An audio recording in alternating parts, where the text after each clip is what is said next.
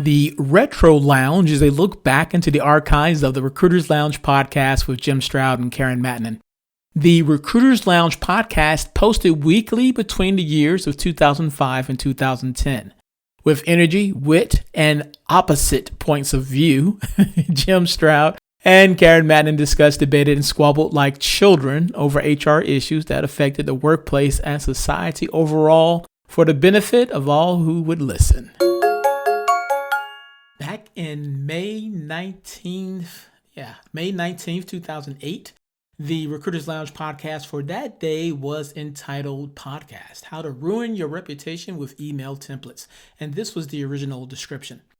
Ask the Headhunters, Nick Corcodilios has an axe to grind with the ladders, and ouch, was that blade sharp. Jim Stroud and Karen Mattinen debate how and when to use email templates when prospecting passive candidates. The lessons learned might save you from a PR nightmare like the one caused by Nick the Axe Grinder.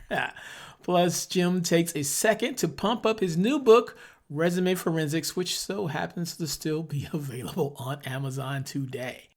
All right, that is the description of the podcast as it aired back in May 19, 2008, and you will hear about it right after this special message.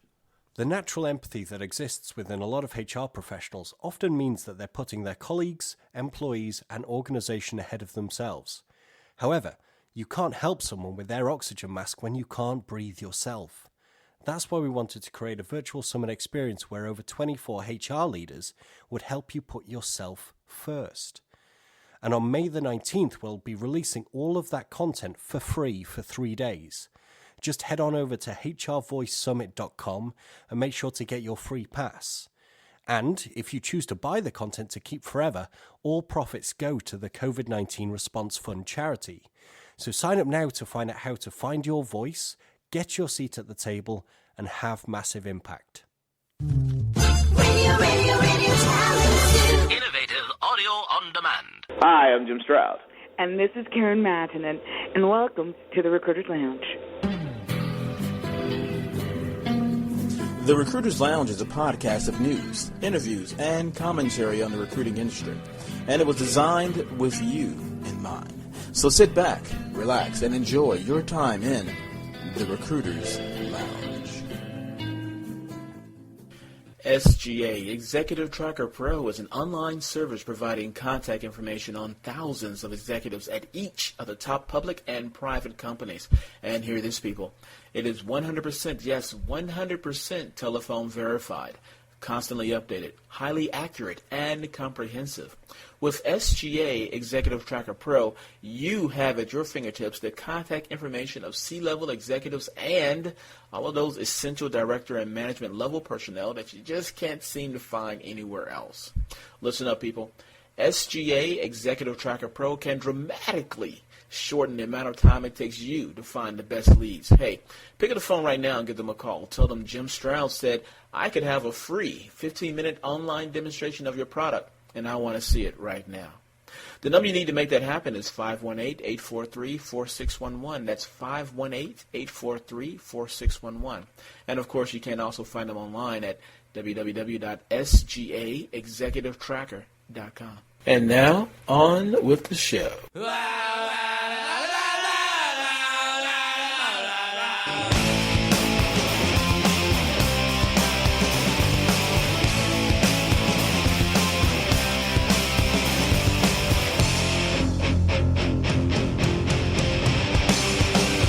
Hello, ladies and gentlemen, boys and girls, children of all ages. It is your host with the most, Jim Stroud, and welcome to another exciting episode of the Recruiters Lounge. Sitting beside me, looking as lovely as she's ever going to get, Karen Mattinen. Oh, hi, Jim. How are you doing? I can't believe that. That's actually a compliment if you think about it. Yeah, I guess. I get old, but it gets a little old, don't you think? Yeah, okay, I won't say it anymore. Oh, you will. Okay. Yeah, I sure will. But you will. That's okay. I won't say it on the air anymore. I'll just say it in public. I mean, in person, in private, whatever I'm trying. Oh, you'll say it on the air. You'll never say it in private. Don't let them believe. Hey, people, he's lying, okay? He really is, okay? So, would you quit lying to our audience, please? I think the audience knows me well enough now to know I am. Just kidding. Hey, guess what? I mean, I just noted today on your site that something big was happening. Yes, I'm quite proud of it. You should be, man. I saw that. I was like, no wonder you haven't been talking to me a long time, man. I've missed you. Well, I told you I was kind of busy. Let me tell people what we're talking about in case they're oblivious. I recently released Resume Forensics, which is a book that teaches people how to use the Internet to find resumes and passive candidates online. Show you how to use Yahoo, Google, and Live to find resumes. Show you how to automate some of that and a few other nice things that are in there. And I am blessed to say that a lot of people have found it interesting. It is a free download, and you can get your free copy while supplies last, so to speak, which is kind of funny since it's a digital product. The address is therecruiterslounge.com/RF. And I'll say it again, therecruiterslounge.com/RF. And what I want you to do, if you download it, please fill out the survey. There's a link inside of it. Because that will help me make the next version of Resume Forensics, which will be coming out later this year, that much better for you. Now, is that R as in Sam or RF as in Frank? That's RF as in Resume Forensics. Okay, now I got to tell you, people, this book is really quite good, and it's really, really worth it. And I got to tell you, there's a company out there I think really could use that.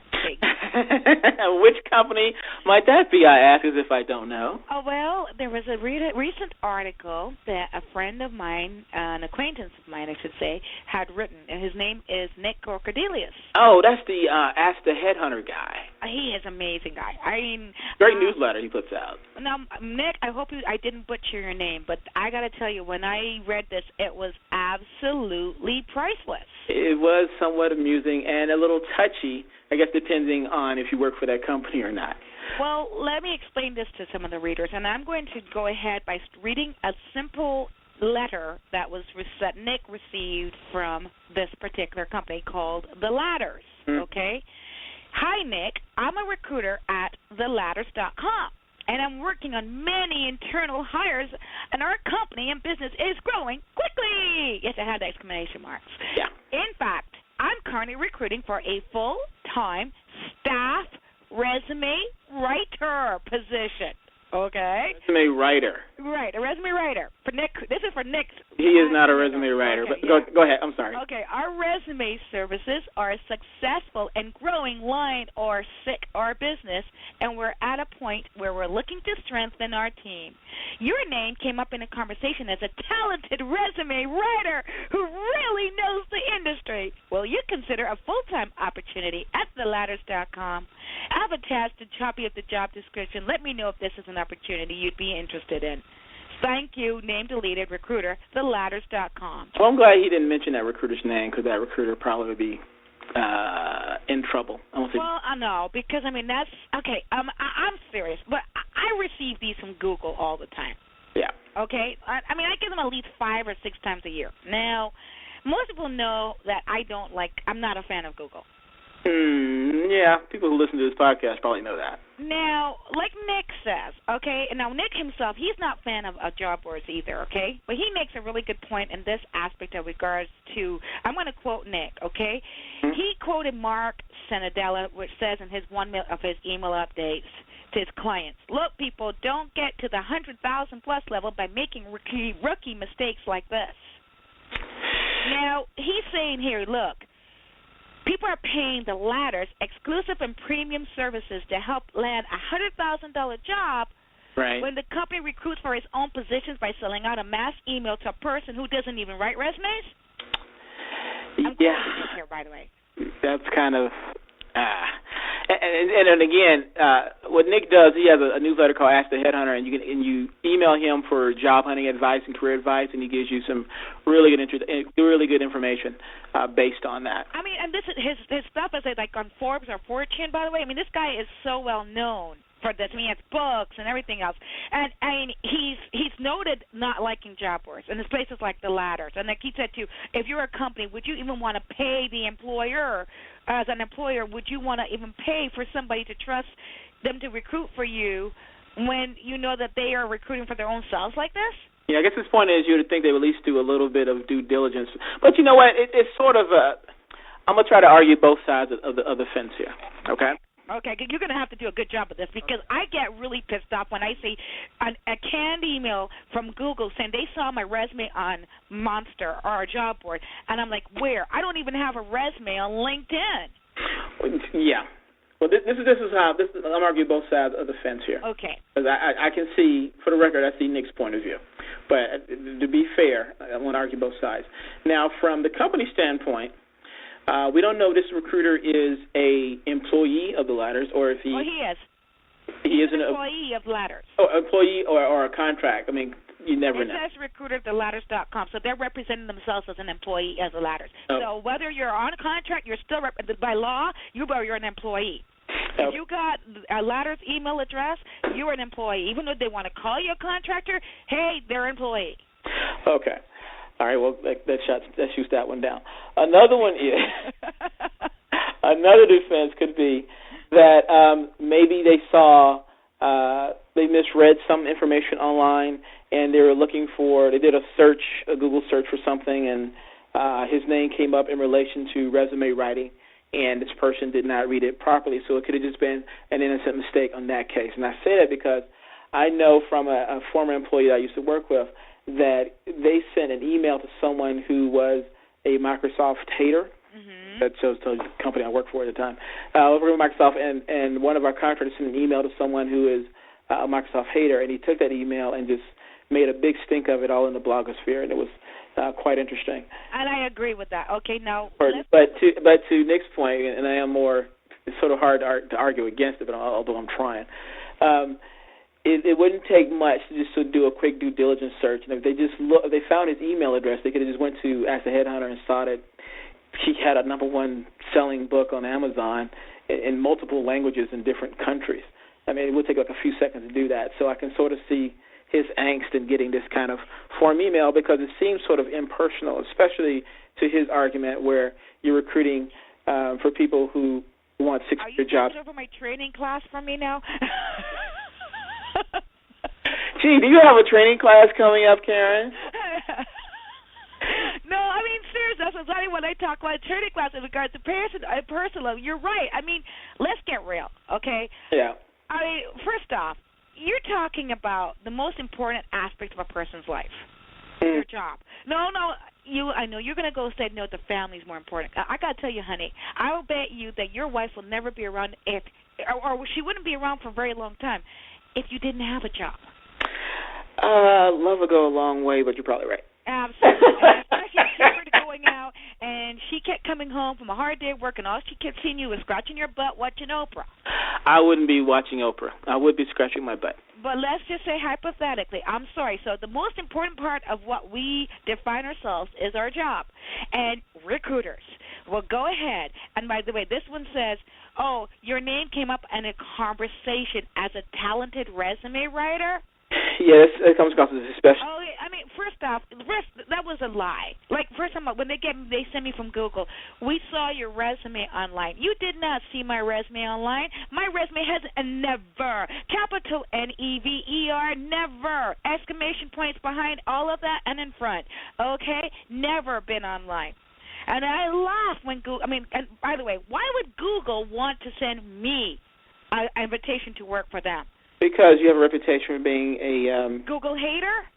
An ethical recruiting person. But I'm a Google hater. But that's not always evident to people. I mean, if people listen to the podcast and heard you go on your rants about it, then they'll say, yeah, but you can't assume that every recruiter you can't assume that a recruiter who comes across your name is going to go through the due diligence of listening to every podcast. But I write about it. There's like more posts on so many public sites that I've written about being a Google hater. But if they come across your name as a recruiter, that's all they see. They may say, okay, this is Karen. She's a recruiter. She's talking about her industry and whatever. Let me just give her an email real quick and see how she's doing. That's not always a good argument because you can't always expect a recruiter to do a 360-degree view of one person when they have so many recs to fill and so many people to talk to. Well, okay. So, then let's... But to Nick's case, I don't think that applies to his case at all. I mean, okay, first off, if you're going to be looking for a resume writer and you're only looking for one person, then to pick up the phone and call the person is not that dang hard. I'm sorry. And number 2, Dick, you said doing due diligence and research. And number 3, don't lie in the email. There's the point I'm saying. Don't lie in the email. Number 4, don't recruit the person in an email. You don't know who that person is, what that person wants. How about first off saying, hey, look, I may be interrupting your busy day. I didn't want to call you. But guess what? You know what? I heard about you. I heard that maybe you were connected in the industry. Maybe you might not be interested in the position, but maybe you know someone who is. Would you be willing to help me out? See how that is? It's a little bit more courteous, don't you think? Well, one thing I used to do was that I would cite where I found their information. Like I'll say, hey, I saw you on LinkedIn, or hey, I saw your resume. You still wouldn't Here's try to the link that I found it on. This is why I'm contacting you, because I found this information in this spot. What do you think? Can we talk? Yeah, well, but you wouldn't try to recruit them at that spot. I mean, that to me is also another, excuse the expression, retarded recruiter move. Okay? It is like the behindest, slowest, dumbest recruiting move ever.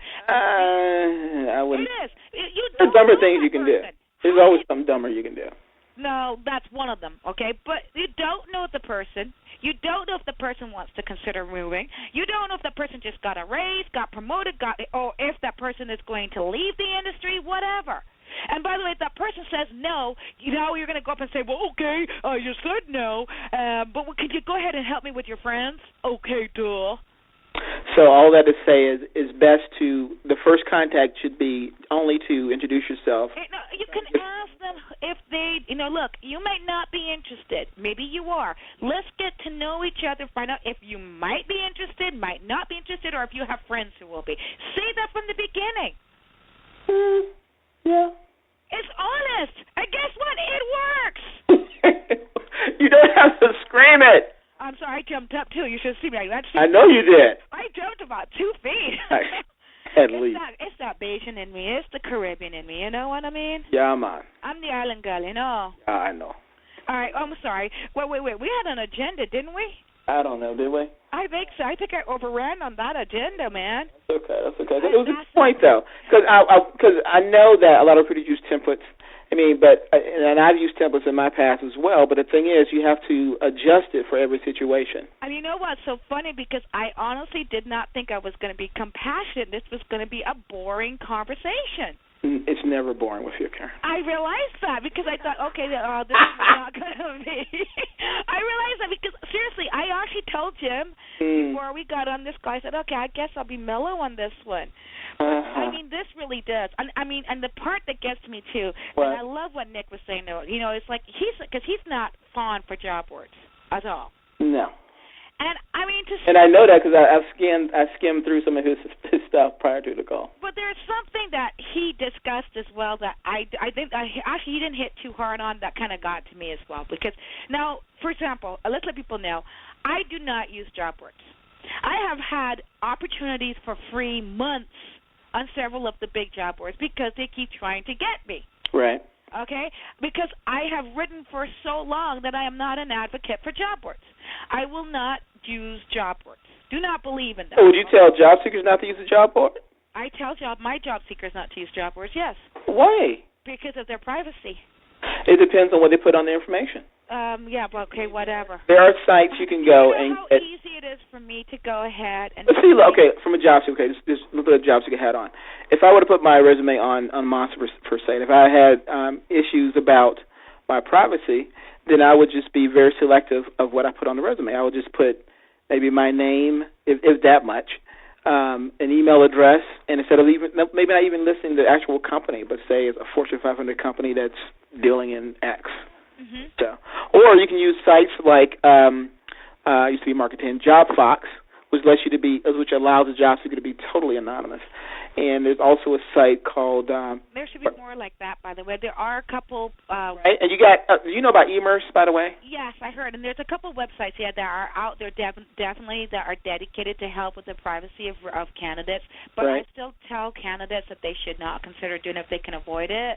And I try to give them a little help as to a suggestion as what they can do to help present themselves. Okay, now what would you tell a job seeker to do if you, besides putting their information in a... I teach them what recruiters do themselves. I mean, if I can't help the job seeker, especially to one thing I tell them to do is never tell a recruiter where they're looking. Ever. Never, never, never, never, never tell a candidate recruiter. If the recruiter says, well, which they always do, please tell me where you're looking and who else you're interviewing with so we don't duplicate your efforts. No, that's not why they're telling you that. You know why they're telling you that? It's so that they could go ahead and try to submit their candidates to those companies. Not every recruiter does that. There are some who sure, but not everyone.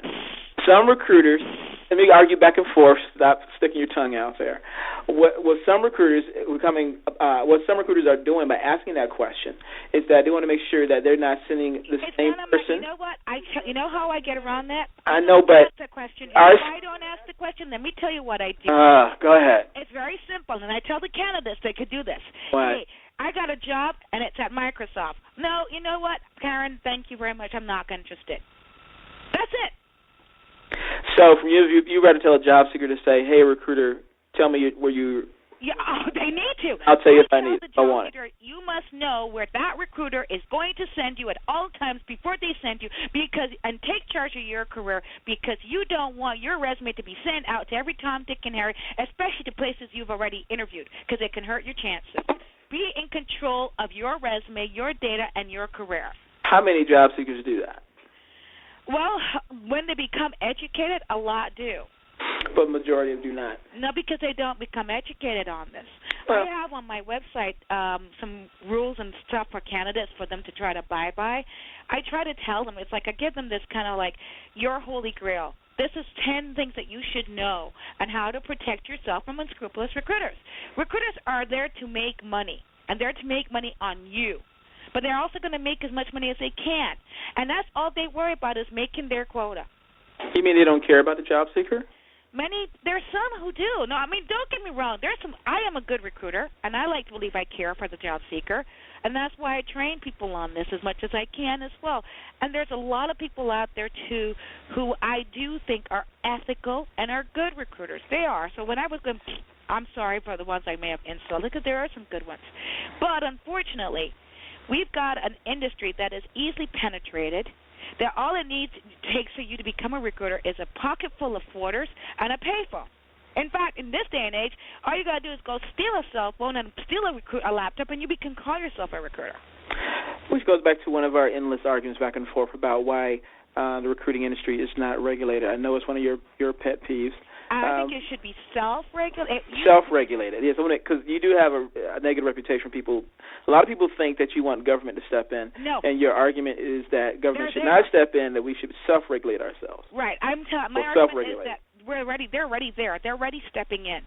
Okay, we just got classified. The employment industry last year was considered the 14th worst or most complained about industry by the FTC last year. What number were we before that? We were like at 300, and now we're at what? 14.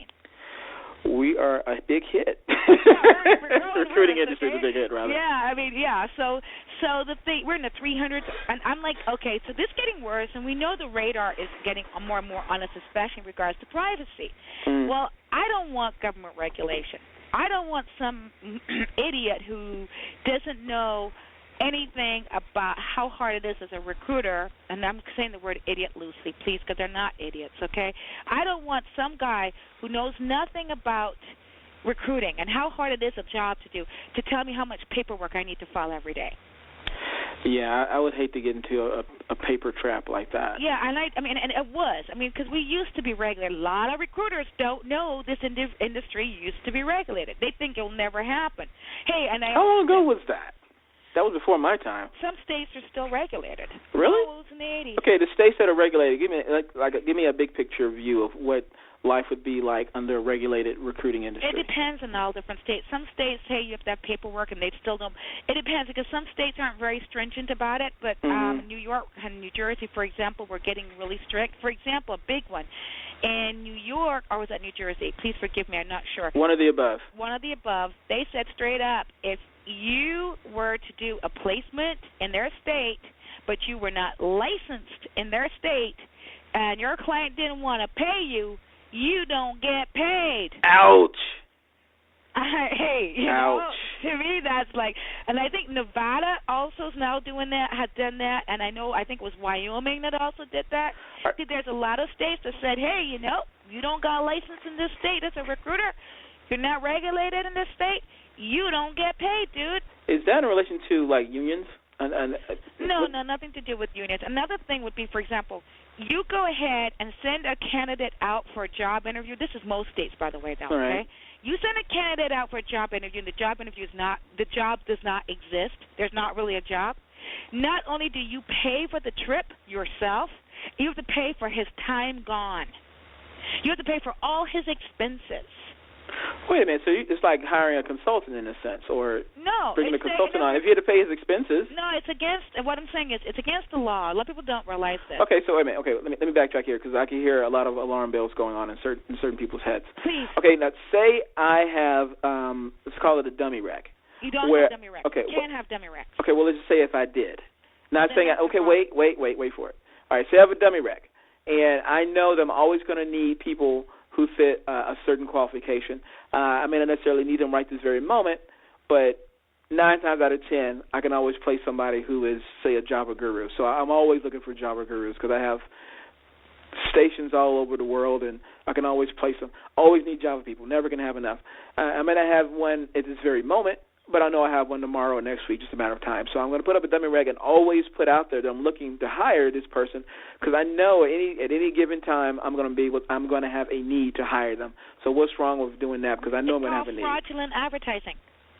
How's it fraudulent when I know I'm going to place them eventually? Because you don't have a job for it. Unless you're honest and say, hey, we may have a future need. Please send a resume for future need. The job is not open now. If you say that, then it's not fraudulent. Oh. Here's the choice. You've got two options. Either don't do it or put the truth on there. All right, so if I put up there that I'm looking for potential opportunities in the near future, or future opportunities? Future needs. Well, I have future needs. You know, I've never seen a job. I would like to see that, but I've never seen that before. You never have, and you probably never will because people are dishonest. But here's the right thing for candidates to know. Guess what? You just went on an interview with a client, and the job really isn't open, and it's not going to be open for another couple months. Well, how the recruiter knew? See, like if I knew this and I didn't tell the candidate, I have sent candidates out on interviews when I said, look, the job is not going to be open for another couple months, but they are looking at having candidates kind of come in and check it out. You know, it's up to you to decide if you want to interview. I've done that to candidates and told them the truth. But what happens is if you don't tell the candidate the truth and you got the candidate going, the client then happens to slip it out or he overhears it or whatever. And guess what? You, as a recruiter, and you, the company, are both co-conspirators. How? Especially if you knew. Okay, now one, how often does that happen? And for two, how could a job seeker even follow up on that if the recruiter doesn't make a mistake or that someone on the company site does a mistake and say it? Okay, I don't know how often it happens, and for all the people who think, oh, well, you know, if you don't know, then it doesn't happen, no, because I'm not going to go around telling everybody in the world that I got sued. Right. Lawsuits are not public. A lot of this stuff will not become public, and because people are not going to go ahead and advertise it, and a lot of people settle. The reason they settle is because they would rather not have to pay the expense of legal fees. So what does a job seeker do? They do like what I just talked about. They contact the FTC, and they contact the attorney generals, and they contact their Better Business bureaus. That's how the FTC gets this information, too, by the way. Okay? Mm-hmm. And so they contact these associations because then they say, you know, I have a complaint. I don't know what to do. This seems like it really was hokey. What happened here? What are my rights? Better Business Bureau, for example, in New York, it does have this information on their site regarding recruiters. They have a nice little informative site on how to deal and what to do and where to work with recruiters in the state of New York. Really? Yes, they do. Send me a link to that because I like to post that. I like to post that on the blog post. Yeah, I mean, I remember putting that out, and the people were laughing. There was somebody who just like says I was finger wagging. I'm like, no. The reason they put this out is because there was enough concern and enough complaints for them to find out that, hey, out of all the industries in the world, hundreds and thousands, we need to educate our people how to deal with recruiters. How scary is this to a lot of recruiters, you think, listening to the podcast right now? I get really concerned when people say that this scares them. Well, I mean, this is why I think it scares them. I think it scares them because they will have to learn a bunch of rules and regulations that they haven't done before. I think it's going to change the status quo. And if you are used to doing something, it's hard to change a habit. Here's the deal. If it appears to be wrong, it seems like a lie, and it's not honest, then don't do it. Not everyone has that kind of radar, maybe. Oh, well, yes, we all. Or maybe they just don't know. We all have a. Okay, like the example of the dummy wreck. I mean, I know people do that. I mean, I know for a fact people do that, but they don't really. But they don't really see it as being wrong. It's just that, well, that's how they've always done it, or been taught that way. So here's a question: why would bringing somebody in that was working in for an interview, having them risk their job, not be something that will go up in your mind as maybe this is unethical? Because some people or some recruiters are so used to pushing papers around that they forget that those papers represent people. Exactly. So here's the issue. So it may not necessarily be an unethical thing. It just could be just a total mindset that they're just set in because they've been doing the job so long. Well, okay, let me tell you, there's a very good friend of mine named George Lennard, and he had a comment to me that he made once before it was perfect. He said, if something seems unethical, you could be guaranteed that there's going to be an attorney out there who's going to find a way to make it illegal. Because that's where the money is, right? And I got to tell you right now, that's so true. If something seems unethical with the laws as being as old as they are or whatever, I'm sure that there's definitely a way to make sure that it's illegal. People, it's common sense. Think about it. You got a candidate, and he's got a good job, and he's going to be asking him to go to an interview across the street, and his boss happens to drive by and see his car out there, and the job by a chance just wasn't a real job, and the candidate loses his job. Guess what? You're held liable for that. Yeah. It's common sense. You are responsible for your actions when you are dealing with people's lives. And people have to take that recognition and accept it. You want to be a good recruiter, then listen to your gut. If it seems wrong, if it doesn't play right, if it doesn't feel comfortable, how would you feel if this was happening to you? Kind of a do unto others kind of a thing? Mm-hmm. Then you know what? Don't do it. And by the way, if you think that you might be okay with it, just remember that the majority of people is what you should gauge it by. All very good advice and definitely a lot of food for thought. If you have any questions or comments or any kind of feedback whatsoever about the topics discussed here in the Recruiters Lounge, feel free to give me a buzz or Karen an email. I have to laugh. Okay, because he just buzzed me, too. It's like, yes. Quit. Enough. You can reach me at Jim Stroud, that's JimStroud, at jimstroud.com, or Karen at jimstroud.com, and I will put in one day very soon the recruiterslounge.com addresses because those should have been switched a long time ago. But that's it for now. Any last fleeting comments? Yeah. In 30 seconds or less? Like I always say, just because you don't hear about the lawsuits don't mean that they happen, okay? Yes. And my last comment would be go see Iron Man because it rocked! But I digress. All right. Until next time. Bye-bye. Bye-bye. Bye-bye, I'm Jim. Bye-bye. Well, that's it for this show. You've been a wonderful audience. If you like what you heard, love what you heard, or just plain hate what you just heard, let me know. Your feedback matters. You can reach me through my website at jimstroud.com/podcast. That's JimStroud.com/podcast. So until next time, I'm Jim Stroud, and you're not. Radio talent. Innovative audio on demand. And so this ends this edition of the Retro Lounge, home of classic episodes of the Recruiters Lounge podcast.